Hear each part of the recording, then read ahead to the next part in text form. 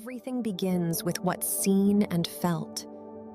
Your face, your space, your energy.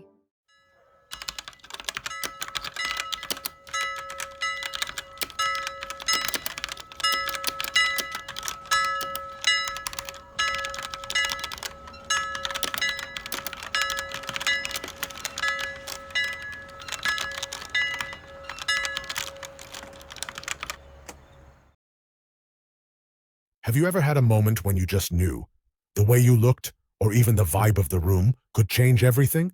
Oh, absolutely. Like walking into a big meeting or something. Exactly. Or maybe a job interview, or even wanting to make a genuine connection with someone new.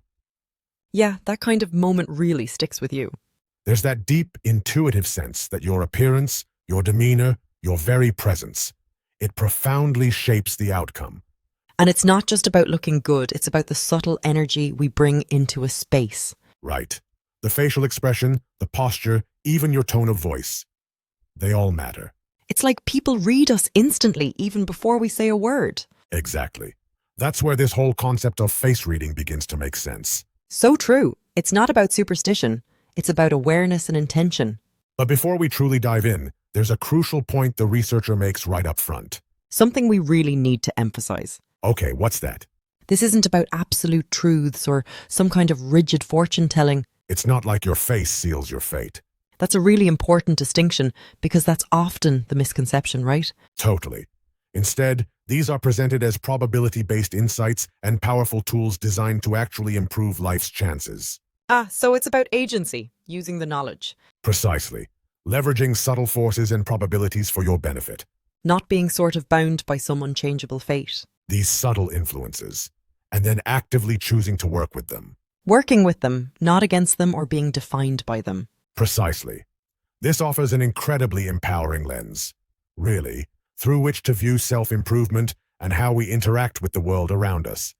It's about understanding the subtle currents that influence life, and then using that understanding to, well, sail more effectively, rather than just passively being carried by the tide. Sailing, not just drifting. I like that metaphor. Yeah, that really resonates. And this distinction, active leverage versus passive acceptance, is absolutely central to this whole deep dive we're doing today.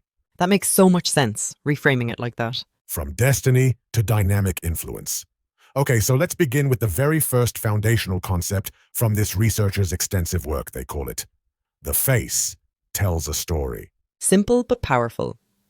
It resonates immediately, doesn't it? We instinctively read faces all the time without even thinking about it. We do, constantly scanning for cues. And the researcher consistently noticed through their consultations that our energy, our internal state, it flows visibly and dynamically through the face. It's not static, it's alive.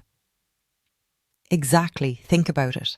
The way you speak, the subtle cadence of your tone, the emotions you're feeling right now, they're all constantly visible to those around you, whether you're consciously aware of it or not. Like an open book, in a way, even if we try to hide things. Even the most subtle changes, like a slight, almost imperceptible lift in the corners of your lips when you're genuinely pleased, or that tiny flicker in the eyes when someone's annoyed. Yes, or a fleeting shift in your gaze when you're concentrating deeply.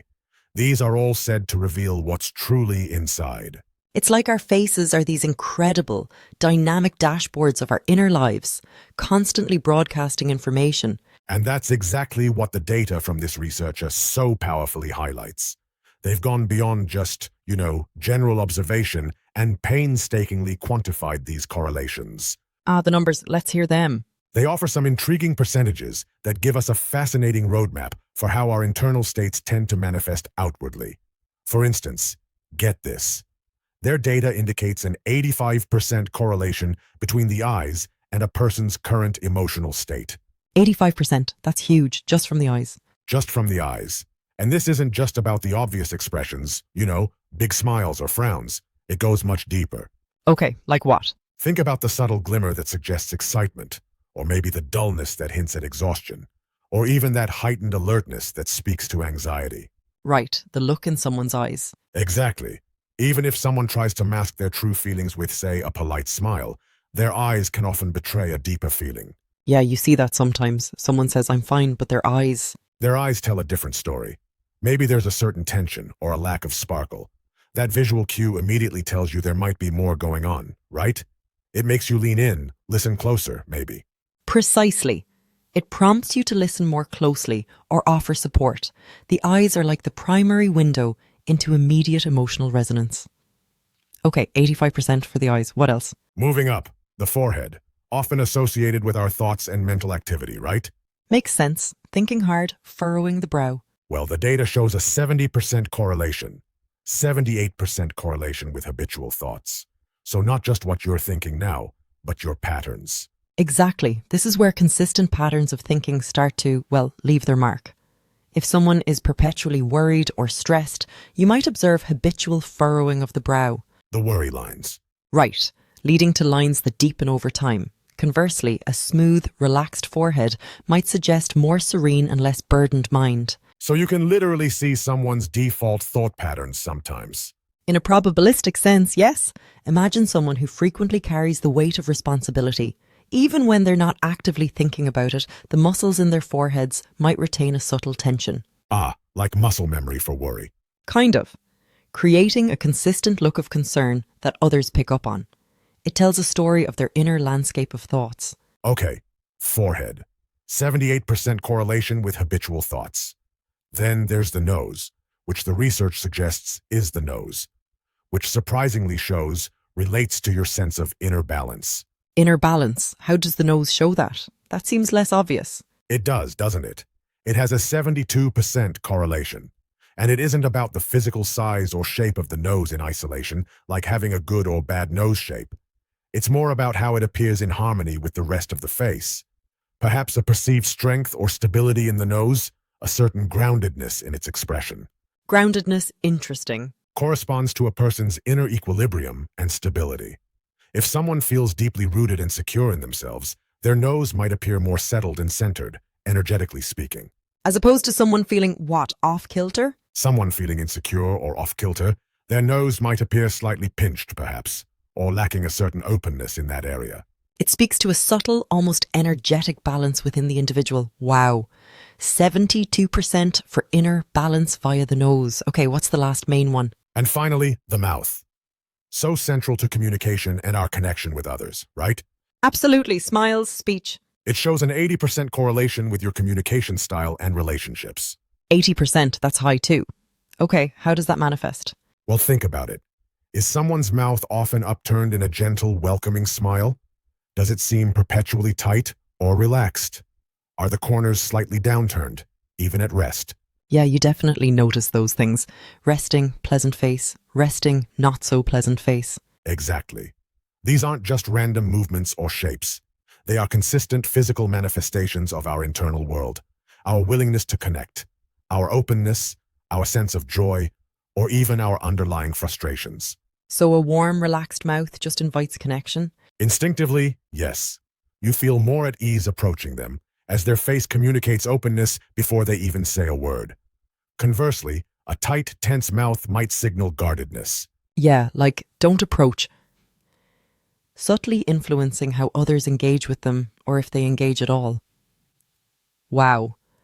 Eyes, forehead, nose, mouth, 85, 78, 72, 80% correlations. That's really something. It is.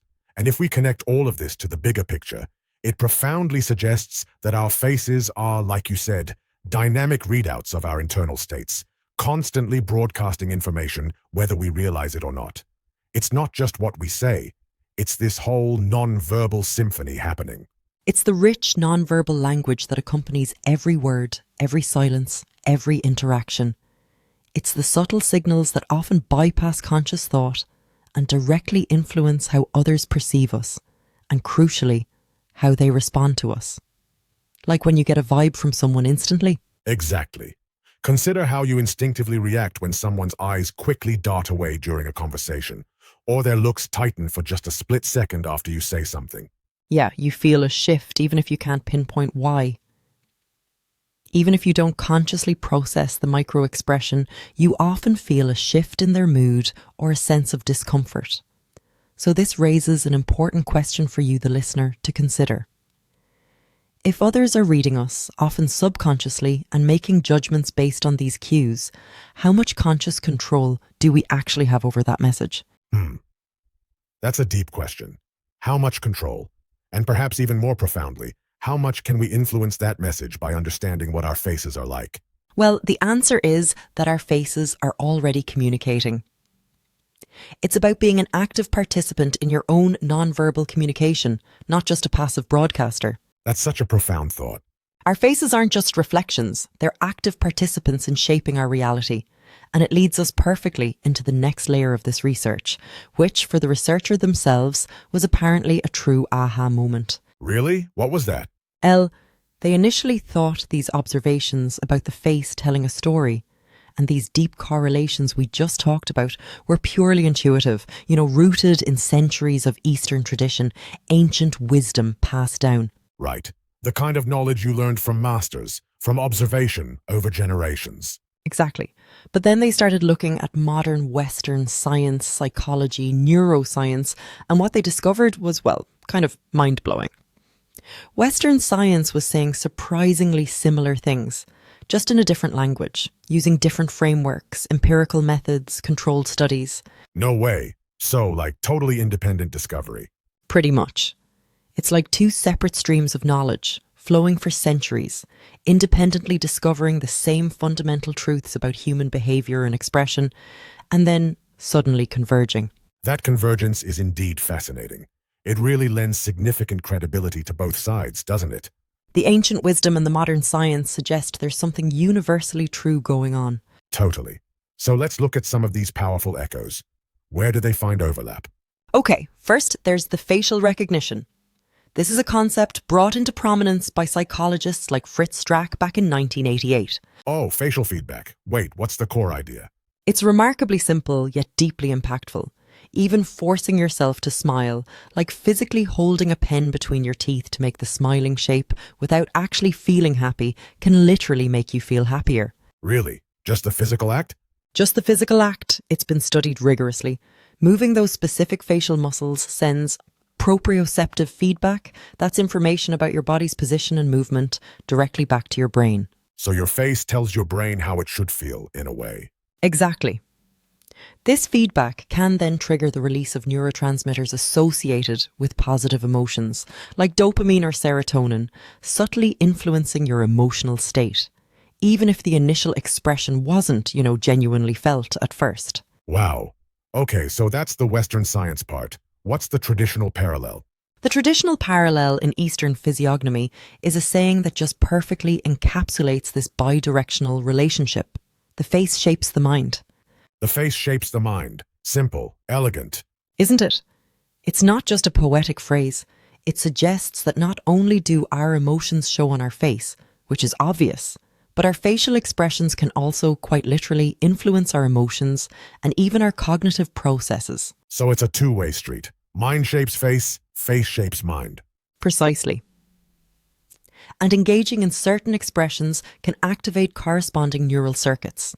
So for instance, if you're feeling nervous before a big presentation, happens to the best of us. Intentionally putting on a game face, a confident, resolute expression can do more than just project confidence to your audience. It actually helps you feel it. Yes. The very act of holding that expression sends signals back to your brain, which can genuinely trigger a boost in your internal confidence, making you feel more capable, less anxious. Building on that, it's not just about immediate feedback, right? It's about long-term patterns. So the researcher found another striking parallel with the concept of neuroplasticity. Neuroplasticity. We hear that word a lot these days. The brain changing itself. Exactly. The incredible idea that your brain isn't fixed or static. It's this incredibly adaptive organ that can literally reorganize itself, forming new neural connections, strengthening existing ones throughout your entire life. Okay. And how does that relate to the face? The scientific finding here is that repeated facial expressions and consistent emotional patterns aren't just superficial displays. They can actually reshape your brain's architecture over time. Get out. So my habitual frown isn't just skin deep. Apparently not. It's truly mind-blowing to think that your habitual frown or your frequent genuine grin isn't just temporary, it's actively sculpting your brain's very physical structure. That is, wow. Okay, so what's the ancient wisdom parallel here?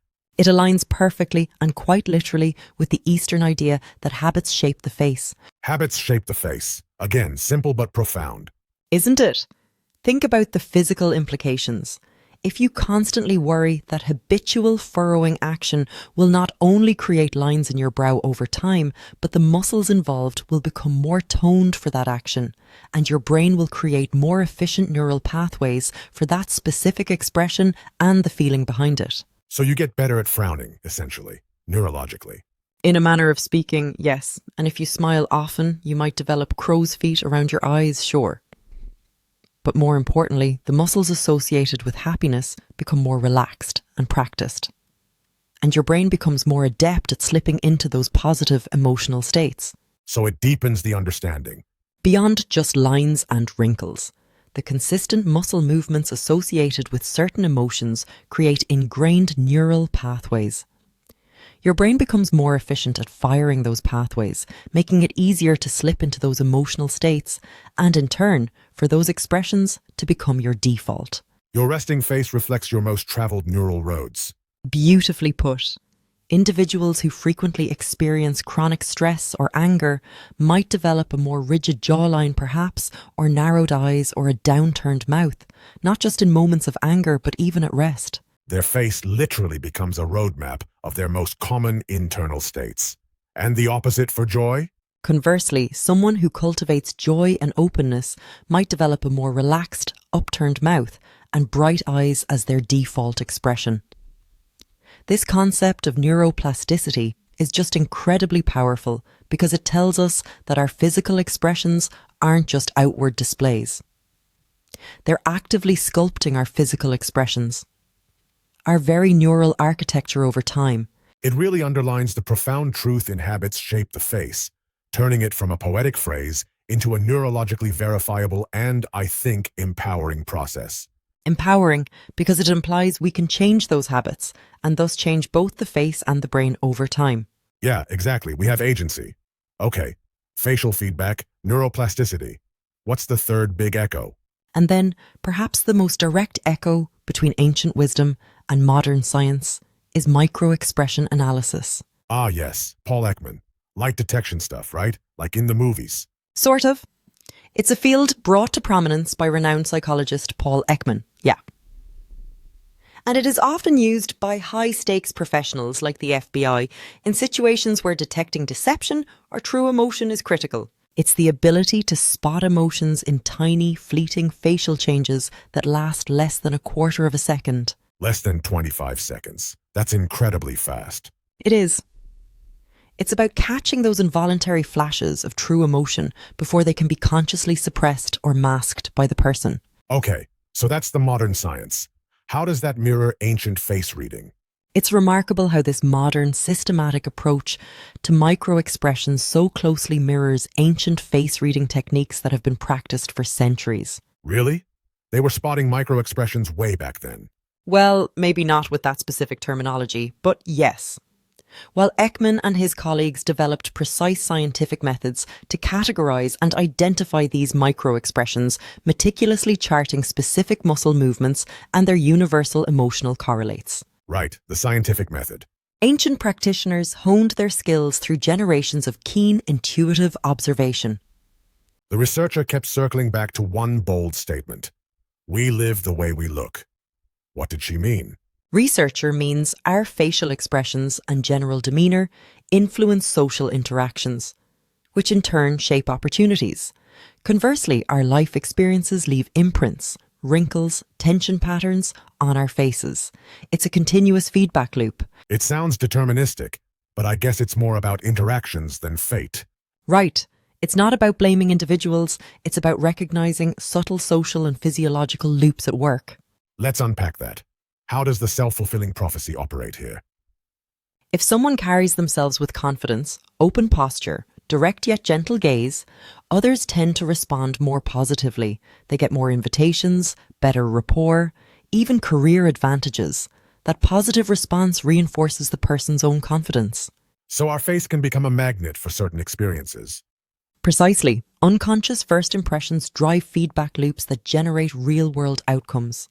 And the second mechanism? Chronic emotional states, stress, anger, joy, leave muscular and connective tissue patterns, furrowed brows from worry, fine lines from frequent smiles. Over time, these physical traces reinforce how others perceive us, feeding back into social dynamics. Like crow's feet from laughing versus a perpetual furrow from frowning? Yes, and those visual cues influence everything from trustworthiness to perceived competence. Okay, theory's clear. The researcher suggested change is possible in about 21 days? Yes, both Eastern physiognomy texts and Western behavioral science, think the power of habit, point to roughly 3 weeks of consistent practice to rewire neural pathways. During this period, intentional facial and behavioral adjustments become more automatic. So if I deliberately adjust my expression daily for 3 weeks, I can shift my baseline appearance and energy? Exactly, you're effectively retraining your face-brain loop. Now to the practical tips. What were the 5 standouts? Gently lift your mouth corners, no exaggerated grin. Within 2 weeks, many report improved mood and more positive social reactions. Speak with a lower, warmer vocal quality. Around 78% of participants saw relationship improvements. Maintain a relaxed gaze without staring. Trust levels rose by 82%. Even when relaxing or watching TV, keep lips lightly closed. It projects composure and attentiveness. Choose a clean, distinctive scent and apply it subtly. It primes positive emotional associations and a sense of refinement. These don't require any special equipment, just awareness. Exactly, small tweaks, big ripple effects. The researcher also highlighted some techniques especially effective in South Korean cultural contexts, right? A soft hand over the lips conveys modesty and grace. 92% reported a more elegant impression. Opens up the face, revealing necklines. About 85% felt it created a softer, approachable aura. Thoughtful shaping can amplify alertness or gentleness. Over 90% noted a stronger first impression shift. I can see how those small gestures signal refinement in certain settings. They leverage cultural expectations around modesty and elegance. Now about that idea that energy itself can spread? Modern neuroscience describes mirror neurons, cells that fire both when we act and when we observe the same action in others. Eastern philosophies frame this as qi or energy contagion. Your calm demeanor can induce calm in others. So the positive effects aren't just internal or self-contained? Right. Your projected energy shapes group dynamics, meeting tone, negotiation, atmosphere, even team morale. Beyond those 5 core techniques, were there other subtle levers? A slight upward flick gives eyes a lifted, optimistic vibe. A downward line can unconsciously signal fatigue or somberness.